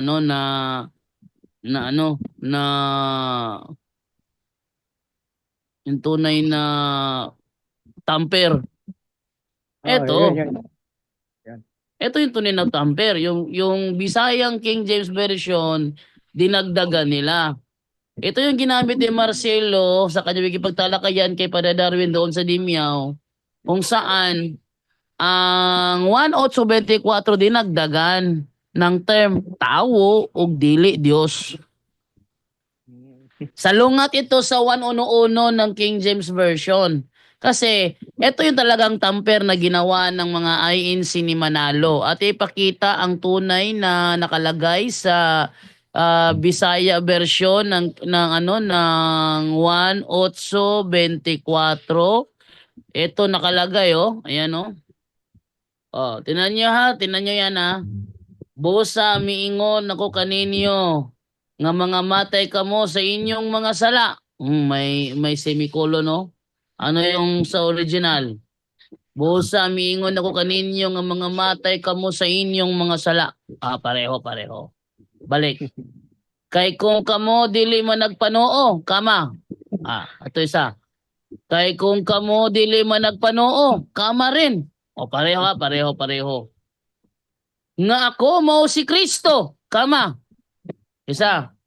Nga ako mao si Kristo, kama rin. Ayun kanila. Tawog dili Dios. Tawog dili Dios. Kama, mga matay kamo sa inyong mga sala, period. Pero yung totoo, walang tawog dili Dios. Nakalagay diyan, mga matay kamo sa inyong mga sala. Sino ba ang talagang nagtatamper? Yung INC ni Manalo. Bakit? Salungat to sa Roma 9:5, salungat to sa Tito 2:10, salungat din ito sa 1:1-3. Sa Isaias 9:6, salungat din ito. Kaya ito ang siguradong tamper. Pero yung Matthew 16:18 na ginamit ni Brother Wendell, hindi tamper yon. Bakit? Kasi inaamin naman nila, ang Iglesia Katolika sa pasimula ay siyang Iglesia ni Kristo. Pero ating ipakita yung ginamit ni Brother Wendell na confraternity. Narito yon. Ayan.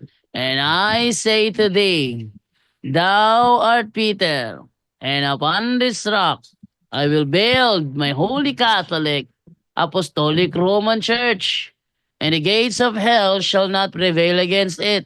Ginamit ko to kay Jerwin Rosales nung nakaraang araw, ginamit ko sa kanya to. Kasi hanap ng hanap, saan nababasa sa Biblia? Roman Catholic. Saan? Binasa ko yung yung Baxter.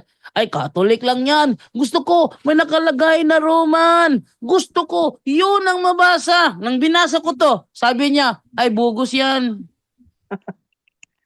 Naloko na. Yan ang problema sa kanila. Naghahanap. Saan mababasa? Pag binasa mo na, sabi nga agad, bugos. Brajando, Yes, Brother Wendell. paano nila pinakita sa television nila para magmukha talagang tampered, no? Ito sa Net 25. Ito pinakita nila. Pansinin niyo.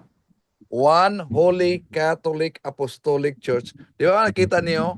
Parang na-tampered talaga, ang pinalitaw nila, One Holy Catholic Apostolic Roman Church. Kaya nga, sabi nila, tampered. Yan. Pero, ang ginamit natin, yung pinakita ni Bro Jando, so, iniba nila sa television nila, ito ang ginawa nila. Pero, ito talaga ang binasa ng moderator. So, ito ang binasa ng moderator, ito ang pinakita ng INC. At ang argumento nila, bakit umano, kung nag-exist yan, bakit umano, sa mga debate na iba't ibang debate na nangyari, di pa yan umano nagamit na version. Yan ang kanilang argumento. Bakit? Kung di yan nagamit sa ibang debate, ibig ba sabihin, di yan nag-exist? Halimbawa, itong mga paraphrase na ito, na nasa kamay namin, na may mabasang Catholic Church, ito, at itong King James Version, ito sana magamit sa debate ni Father Nelo. hinanda ko ito para sa debate ni Father Nelo. No? Pero, di natuloy dahil patay kasi si Father Nelo. Hinanda natin iba't ibang version, pero di pa ito nagamit sa kailang debate. Sa kay Bro So, kahit kay Father Darwin, kahit sa aking debate noon ni Parba at ni Rizalito Ocampo, di pa ito nagamit. Dahil di ito nagamit sa mga debate, ibig po ba sabihin, di nag-exist ito? Nag-exist ito, di lang ginamit, no? Pero pag gagamitin natin, 'yon. Hanap talaga kung ano ang lusot nila, Bro Jando?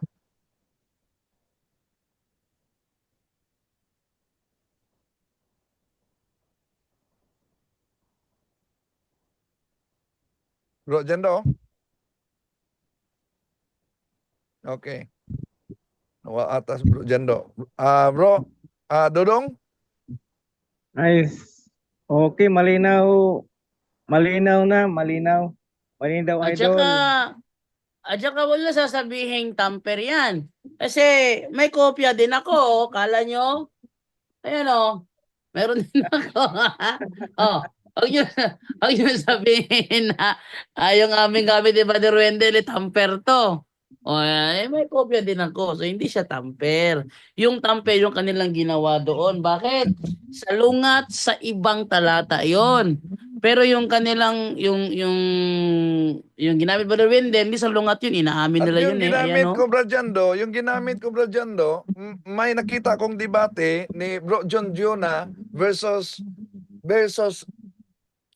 Seventh-day Adventist. Ginamit din, meron din kopya si Bro John Jonah. Ginamit niya yon. yung pag natalo, baba sa stage. Yung pag natalo baba sa stage, di ba? Nagsigawan sila noon. Baba! Baba na! Talo ka na! Baba! Maganda yung debating yun kasi pag nabasa, ang nag-challenge pa USDA. Si Israel Villaver yata yun nakalimutan ko. Si Villaver, wala. Kapag nabasa, bababa SDA. Pag hindi nabasa, bababa Catholic. Nang binasa, sabi ng mga tao, baba! Villaver, hindi bumaba Ganda. Saan yan mapapakikita mo dyan? Di ko nakita yan. Ano ko yun sa Matagal YouTube, matagal na yun. Matagal na yun. Matagal na? Pero nasa YouTube yun. Pero hindi ko lang alam kung naturang salin. Baba! Sigawan ng mga tao, baba! Si Villaver, hindi talaga bumaba. Hindi lang yan, Bro Jando, merong nakita akong isang pastor na sabi niya, pag may mabasa na Katolik sa Biblia, magpuputol ako ng liig. Naku, delikado. Yari. Si ano yun? Si PTR James. Si PTR James, nung nandun kami sa Cagayan de Oro, nag-live siya, nag-comment kami dalawa ni Giovanni Bolot. Si Giovanni Bolot nagko-comment sa kanya, nanonood lang ako, tatawanan kami. Kasi hinahamon siya na papasukin siya sa live. Hindi pinapasok ni PTR James si Giovanni kasi gusto niyang sabihin mo, si Jando Alabado ka ba? Ha? Sabihin mo sa akin, si Jando Alabado ka ba? Sabi naman ni Giovanni Bolot, hindi ako si Jando Alabado. Si Giovanni Bolot to. Sige, sumagot na ako. Pasukin mo na ako. Sabi naman niya, sige, hindi ka ba talaga nakatolik ko tatag ni Kristo? Ha? Sabi naman ni Giovanni, teka, sumagot na ako. Hindi ako si Jando, pasukin mo ako. Hindi, sagot ka muna. Alam mo yung nangyari, walang pagkakataon nakapasok si Giovanni. Tapos ito nangyari, sabi ko kay Giovanni, bitahin mo niyan si PTR James. Total, nasa Cagayan de Oro yan. Magkita tayo bukas doon sa plaza. Kasi nandoon si Father Wendell, nandoon lahat ng mga CFD. Imbitahin mo yan, sabi naman niya. Ang response naman ni PTR James, sabi niya, sige, magkita tayo sa plaza. Total, nag-usap na kaming dalawa ni Julito Daig. Nasasamahan niya ako para harapin kayo. Nung dumating sa debate doon sa August 4, Cagayan de Oro, meron bang Peter R. James na nagpakita? Wala. Tapos naghahamon siya, si Darwin Gitgano, siya yung gusto kong makalaban. Sa amin mga takot ka na. Kay Padre Darwin pa kaya? Ayun. Okay, Dudong Barba, okay na ba yon? Okay na yun, bro. At least may mga counter reference naman tayo pagka may mga kalaban tayong ganun. Congrats lang din pala kay Bro Wendell sa latest niyang debate kay Rashid. Kay kanino ba yun? Kay yung Muslim. Ha? Kay yung debate niya Kay kay si ano yun? Bashir. Bashir sa Kaging, oh. Ay, kailan ba yung matutuloy ba yung debate nila ni tawag nito ni Rashid? Yun Sabi ang ni Brother hinihintay Wendell. natin. Kung matuloy Sabi yan, ni- yan din sa Tagbilaran. Tagbilaran din kasi ang gusto kasi ng mga kampo ni Rashid doon ganapin sa Cotabato. Ay hindi pwede 'yon. Tagbilaran, Labo yun. hindi sa Cotabato. Wag doon. Okay na ba 'yan, Brother Dodong Barba? Okay na, bro. Thank you. Salamat sa malinaw. Okay, at sabi mo sa kanila na wag silang magreklamo sa sa binasa ni Brother Wendell. Total, inaamin naman yan ang kanilang pasugo na the Church of Christ has thoroughly become the Catholic Church. So, ibig sabihin, yung Catholic Church na tinutulig sa nila, yun din ang Iglesia ni Cristo. Dahil inaamin nila yun sa kanilang pasugo ng Iglesia Katolika sa pasimula ay siyang Iglesia ni Cristo. So, walang yun. Rodyando, Yes. ang kanilang argumento, pag gagamit kasi ng history, sasabihin nila, dapat mabasa yan sa Biblia. Di ibalik natin sa kanila yung nakasulat sa kanilang pasugo. The Church of Christ has thoroughly become the Catholic Church. Anong version ng Bible? Mabasa yan. Ay, yan ang sabihin natin na hindi makasagot ang mga bokya. Hindi nila masagot yan. Kasi bokya na sila dyan. Hindi nila sasagutin yan. Yung simpleng tanong ko nga lang sabi mo, si Kristo tao. Sabi nitong si FD, si Kristo ay Diyos na nagkatawan tao. Ilang taong ka lang nag-aral ng Bible? Sabi naman nung INC, medyo matagal-tagal na rin. Sa tagal na ba nag-aral ka ng Bible? Sa tagal ba nag-aral ka ng Bible is lagi good night, lagi ba na John Ray? Ay, sorry. Ayan na. At sa tagal ka nag-aaral ng Bible, malalim na ba na pag-aralan mo? Sabi naman nung INC. Kasi dumayo ako doon sa Plaza Independencia. Hindi pa ako kilala doon Hindi pa ako kilala doon. Sabi naman niya, medyo malalim na nalalaman ko sa Bible. Okay, sa tagal mo nag-aral at malalim na napag-aralan mo sa Bible, alin ba una nag-exist? Tao o ang mundo? Sabi niya, irrelevant question. Teka, bakit naging irrelevant? Sabi niya kasi si Kristo, Diyos nagkatawan tao. Ang alam ko, ang Diyos nauna sa mundo kasi siyang lumikha ng mundo. Pero ang tao nahuli sa mundo dahil ang tao gawa sa alabok ng lupa na nasa mundo. So kung tao lang si Kristo, dapat nauna ang mundo sa kanya. At siya naman is Diyos si Kristo, nagkatawan tao. So may reason siyang mapatunayan na si Kristo existed na before panalika ang mundo. So tanong ko sa iyo, alin ang nauna nag-exist? Ang tao ang mundo? Sabi ng INC sa akin, meron akong 5 rito. Hanap ka ng kausap mo. Ayan. So di nila masagot yung tanong na yan. Actually, maraming basis ko na yung tinanong sa mga INC at talagang hindi nila sinasagot ang tanong na yan.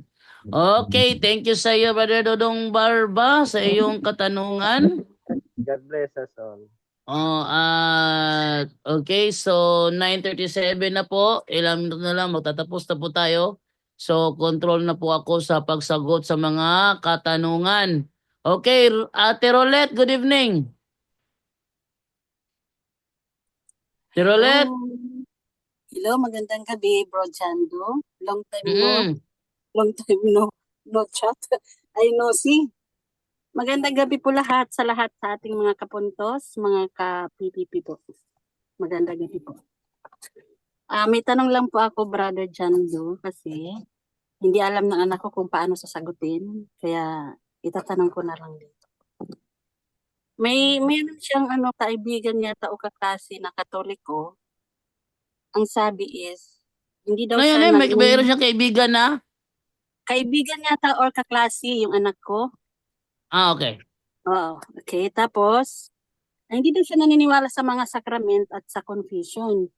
Kasi mas maganda daw kung mangumpisal is diretso na lang daw siya kay Lord, mag-pray, solo siya, magdasal, manghingi ng tawad, kisa daw pupunta sa pari. Dahil ang pari daw ay tao lang.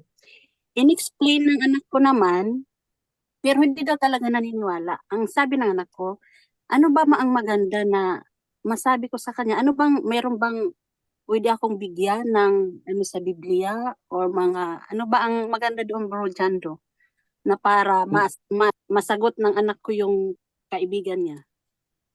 Brother Jundre, sa'yo ang tanong na yan. Ano yung tanong mo? Iulit, Paulit, Sister ulit. Pakiulit. At saka yung sagot, Brother Jundre, huwag mo palagpasin sa ate na kasi hanggang Sure, 10 lang sure. talaga tayo. Siya. Meron Sige, pa naman akong sige. Mayroon pa naman akong Bro Jando na nabasa na related sa topic nyo kanina nila, Bro Wendell. English. Ano yung pinakatanong? Ayan sa anak ko muna. Yung anak ko, mayroon siyang kaklase na Katoliko. Oh. Hindi siya naniniwala sa sakrament at sa confession kasi kung mag-confess daw siya, diretso na lang daw siya sa Panginoon kaysa daw sa pari kasi ang pari daw ay tao lang.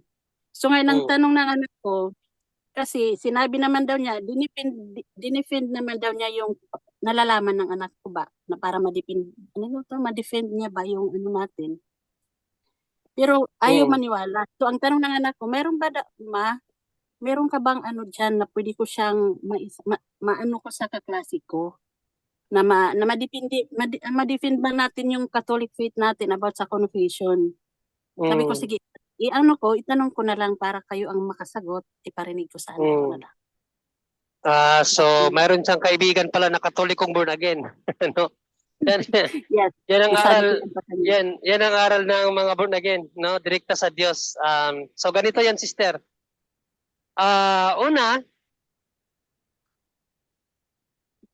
hindi pwede na dumirekta tayo sa Diyos. Yan talaga. So bago pala doon sa sinabi niya na hindi siya lapit sa pari dahil ang pari ay mga tao lang at makasalanan. Di ba? Sabi niya yon. Tandaan natin na analogically speaking, para maunawaan natin, yung walis, madumi din yon, sister. Tama? Yes. Pero ano ang ginagamit mo na bagay, sister, pantanggal ng dumi? Walis. So, hindi ba nakakapagtanggal ng dumi ang walis dahil ang walis ay madumi? Nakakapagtanggal, siyempre. So, hindi po reason na dahil ang tao ay makasalanan, hindi na siya pwedeng lapitan para matanggal ang ating kasalanan. Hindi po ganon. Ang tao, instrumento ng Diyos yan. Okay? Instrumento ng Diyos kung saan ikaw na hihingi ng kapatawaran, makakasiguro ka na pinatawad ka na. Pag humingi ka, sister, direkta sa Diyos, sasagot ba ang Diyos? No. Wala kang maririnig, di ba? Pero pag lumapit ka sa pari, may maririnig ka bang kapatawaran? Yes, meron. Meron. Dahil sinabi ng pari, I absolve you from all of your sins. So napatawad ka na. Question, yun bang pagpapatawad ng mga pari, biblical ba yan? Utos ba yan ng Diyos? O basahin natin ba ni Jando, 20:21-23 ng Juan. Okay, 20:21-23 ng Juan. Okay, ito sabi dito. 20:23 ng Juan. Sabi, Kung patatawarin nyo ang kasalanan ng isang tao, pinatawad na siya ng Diyos. At kung hindi nyo patatawarin ang kanyang kasalanan, hindi rin siya pinatawad ng Diyos. Ang mga pare, sister, nakakapagtanggal sila ng kasalanan hindi sa kanilang sariling kakayahan, kundi dahil sila ang ginamit ng Diyos, instrumento na ikaw na humihingi ng kapatawaran sa Diyos, ay may kasiguraduhan ka na napatawad ka na nga. Dahil mayroon siyang binilinan. Ang sino mang patawarin nyo, patatawarin sa langit. Ang laki ng role ng mga kaparian natin para mapatawad ang ating kasalanan tapos hindi natin sila lapitan. Okay, so yan ang biblical passage, sister, na biblical talaga ang paglapit sa mga pare para tayo mapatawad sa Diyos. Hindi sa kanilang sariling kakayahan, kundi dahil sila instrumento ng Diyos para ikaw, sigurado ka sa sarili mo na nang humingi ka ng kapatawaran sa Diyos, napatawad ka na dahil may nagsabi.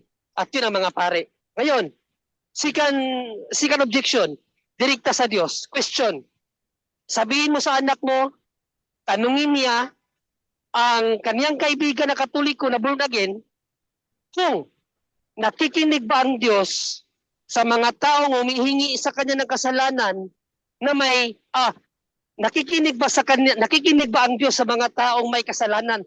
Yan ang itanong mo, sister.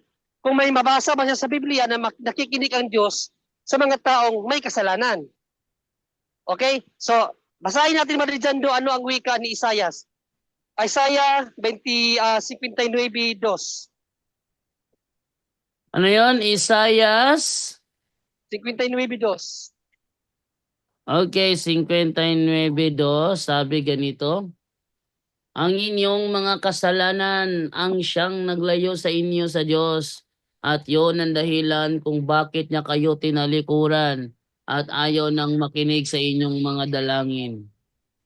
Sister Rolette, Ate Rolette, Yes. nakikinig Yes, ba ang yes. Ay, Diyos ito. sa mga panalangin ng mga may kasalanan o hindi? Nakikinig. Nakikinig ba ang Diyos? Ayon sa binasa ni Marijando, nakikinig ba ang Diyos sa mga taong humihingi sa niya ng kapatawaran na may kasalanan? Hindi. O so ba't ka didirect sa Diyos kung hindi ka pala pinakinggan ng Diyos? Question again, dahil hindi pala tayo pinapakinggan ng Diyos, saan tayo pupunta para mapakinggan tayo ng Diyos? Sa pare. Pare, yan yung sinabi ni Jesus kanina. Ang sino mang tao inyong patawarin, ay patatawarin sa langit. Dahil yun sa authority ng Diyos na ibinigay sa mga pare, sister.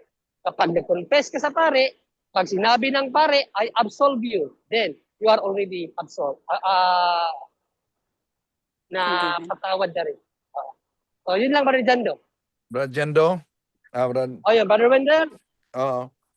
Yung argumento kasi nila dahil ang pare, tao, makasalanan, kaya di pwede. Maraming mga Katolikong yun talaga ang argumento. Ang pare, Sorry kung tao, Brother Wendell. oo, tao, makasalanan. May nakausap kasi ako, dating sakristan yon. Mabigat ang kaso nila dahil abortion sa kanyang kasintahan.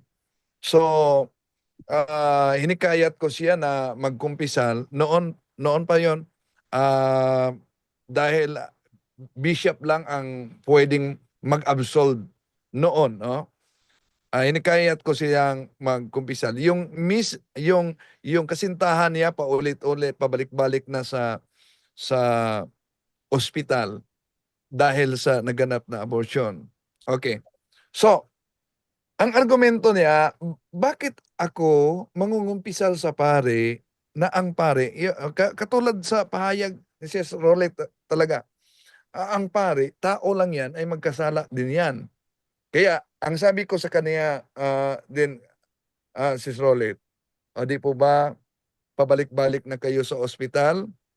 Di po ba naniniwala kayo na Diyos lamang ang makapagpagaling sa ating karamdaman, sa ating sakit? Bakit lumapit kayo sa doktor na ang doktor tao rin yan at magkasakit din yan? Kung ang doktor ay magkasakit, ibig po ba sabihin di na siya pwedeng gagamot ng may sakit? Ganon din ang pare. Yun po, Bro John Ray. Okay, second question te Bro. kasi malapit na oras. Okay, Bro Wendell, yun yata yung kaso ni Victor Neri, no? Oh, yun din ang argumento ni Victor Neri pala. Na No. umalis siya sa Katoliko dahil dun sa kumpisal. Sabi niya, kung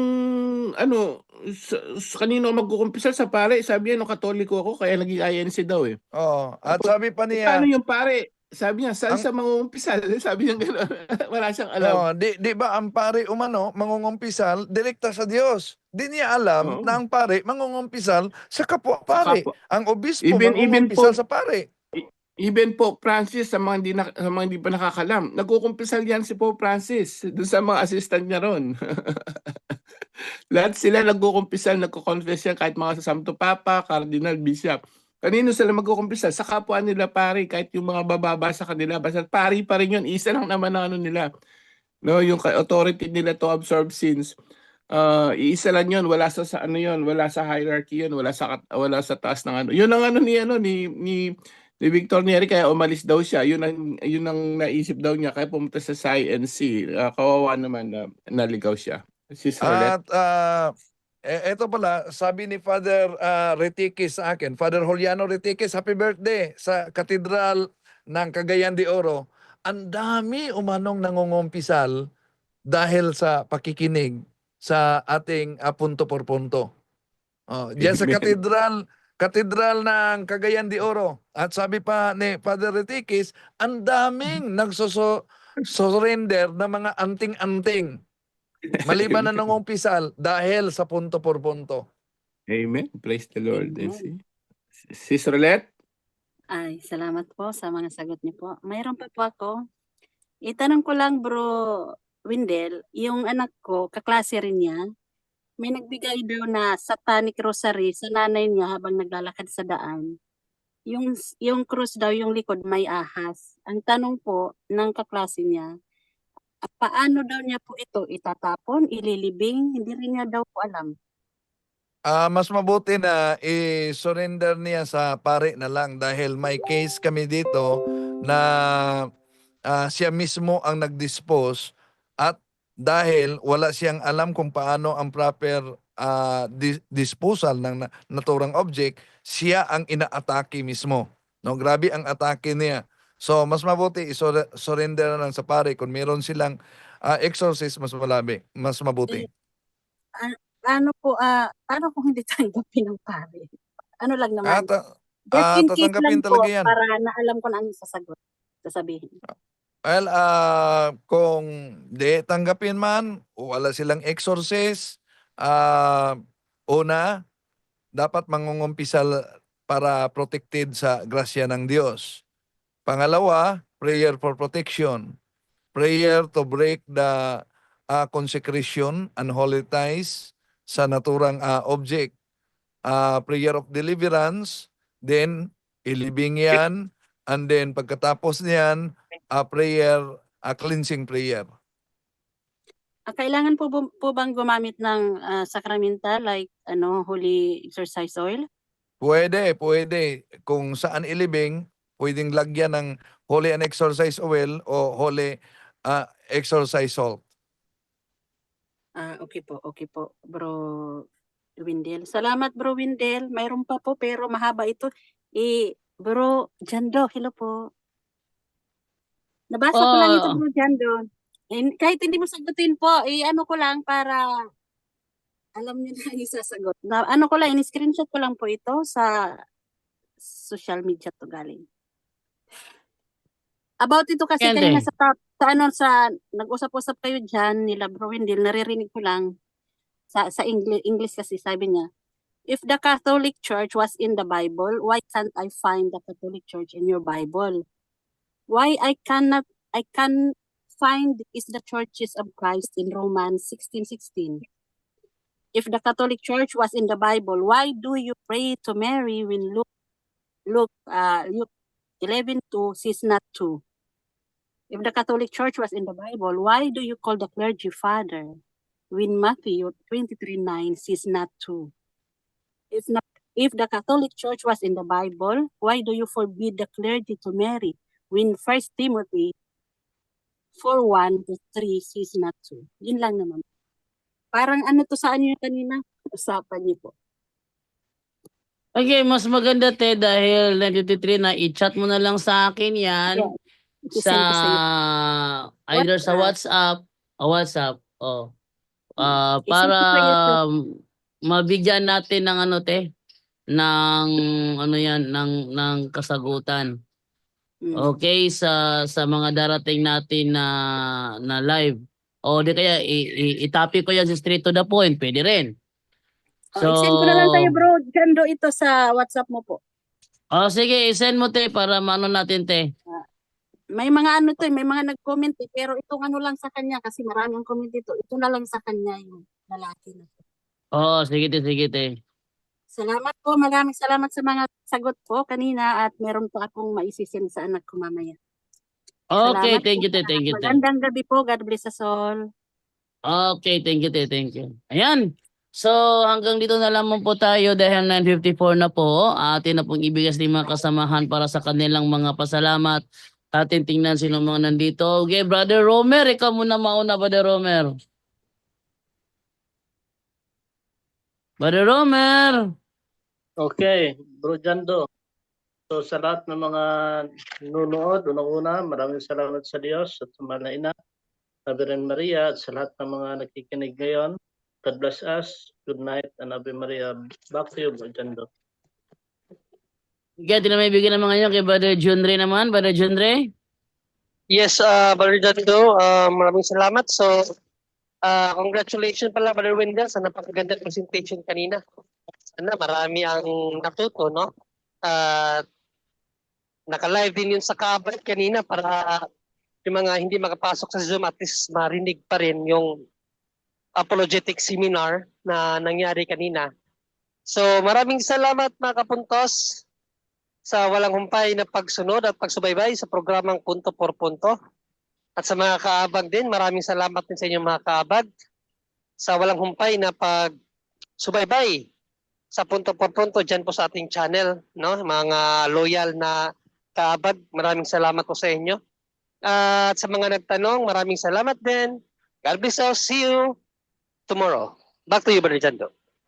Kaya na may bigyan naman ngayon kay Brother Wendell Talibong. Brother Wendell. Okay, maraming salamat Brad Jando at meron tayong naka-schedule na renewal ng mga lay ministers. Kasama ko si Brad Tata, Brad Role, Brad Arnold dyan sa Benedictine Retreat House sa Davao City. At meron tayong schedule din dyan sa mga kapatid natin sa Mountain Province, March 8. Kita-kita tayo. Okay, thank you sa iyo, Brother Wendell. And then, ito naman tayo ngayon sa kay Brother Angel naman. Brother Angel. Amen. Praise the Lord. No? Muli, maraming salamat. Unang-una sa Diyos, sa Kanya lahat ang kaluwalhatian at kapurihan magpakailanman. Thank you, Father God. Thank you, Jesus. Thank you, Holy Spirit. Thank you rin po kay Mama Mary. So, paalala po sa lahat, no? Hindi po lang mga pari o mga bishop o mga kung sino man, no? Mga taga-lingkod lang ng Diyos ang ano, no? May obligasyon na magturo. No, magturo tungkol sa pananampalataya. Lahat tayo. Pakisuyo lang yung 1285 ng CCC, bro, para malaman ng lahat na hindi lang tayo Catechism 1285 na hindi lang yung mga pari o kami ang may obligasyon para mangaral. Hindi po, no?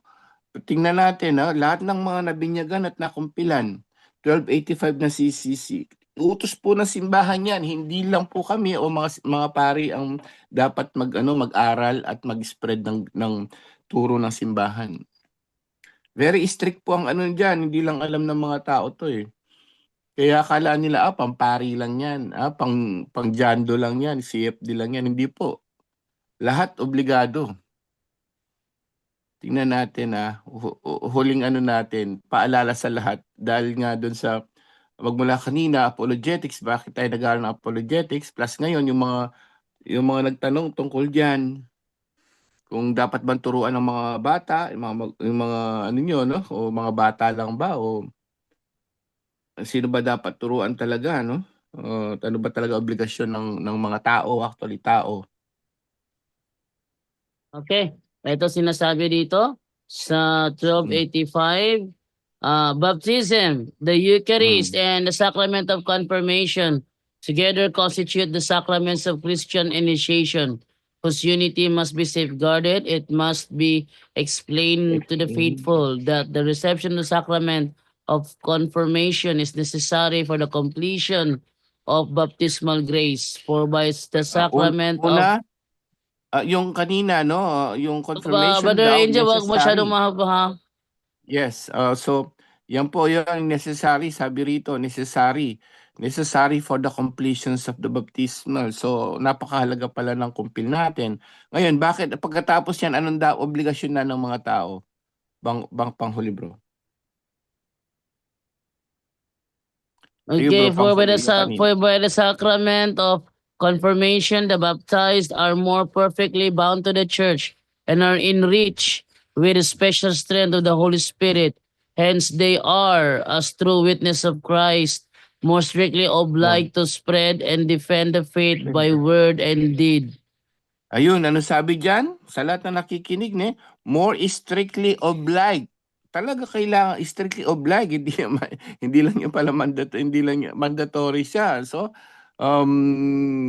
obligation pala natin to spread, no, and defend our faith, mga kapatid, no? So, paalala lang po sa atin 'yan. Hindi po lahat po ng mga Katoliko sa buong mundo ngayon, paalala sa atin lahat. Obligasyon natin pala mag-aral at mag-spread ng turo ng simbahan. Yun lang po, no? At kanina dun sa Ebanghelyo, i-summarize natin ang sabi ni Jesus sa Marcos 6, 30-34, no? Sabi niya magpahinga kayo. So yung kahalagahan ng Sabat, napakaalaga po sa kaligtasan din. It's the will of God. Sana po, no, tuwing Sunday, make sure, no, kung kaya na huwag magtrabaho dahil talagang third commandment yun. Yun po yung ng Ebanghelyo kanina, yung pagpapahinga. Yung Sabbath day, mahalaga po yan. Sana let's try our best, no, na wag na pong magtrabaho tuwing Sunday because that's the will of God po. At nandun din ang kabanalan ng pagpapahinga para yung tao naman may lakas naman kinabukasan. So, yun lang po, naway marami tayong natutunan ngayong gabing ito. To God be the glory. Salamat po. Back to you, Bro Jando, and good night, everyone. Good night, everyone. Closing prayer na po tayo. In the name of the Father, and of the Son, and of the Holy Spirit. Amen. Saint Michael the Archangel, defend us in battle. Be our protection against the wickedness and snares of the devil. May God rebuke him, we humbly pray, and do thou, O Prince of heavenly hosts, by the power of God, cast into hell Satan and all